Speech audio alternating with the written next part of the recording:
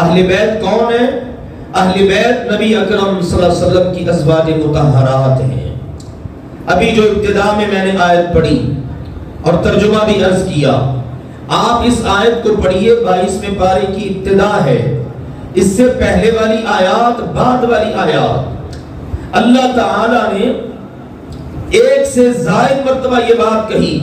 بات شروع کی تو فرمایا یا ایھا النبی قل لازواجک، اے میرے پیارے نبی اپنی بیویوں سے فرما دیجئے۔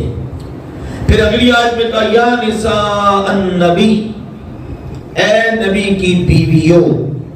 پھر 2 آیات کے بعد پھر کہا یا نساء النبی لستن کاحد من النساء، اے نبی کی بیویوں کائنات میں کوئی عورت بھی تمہارے درجے کی ہے ہی نہیں۔ پھر آگے چل کر تذکرے میں کیا کہا؟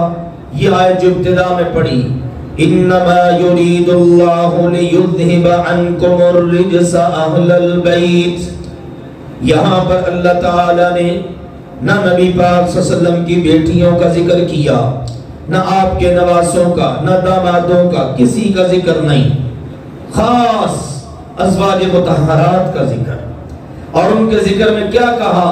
اہل البیت، اے نبی کے اہل بیت، نبی کی گھر والیوں، اللہ تعالیٰ تم سے ہر قسم کی گندگی، نجاست، جتنے بھی لوگ اس دور میں یا بعد میں آنے والے تمہارے اوپر کیچڑ اچھالنے کی کوشش کریں گے، اللہ اس سب کو تم سے دور رکھے گا۔ اور اللہ یطہرکم تطہیرا، اللہ تعالیٰ تمہیں بالکل پاک اور صاف رکھے گا۔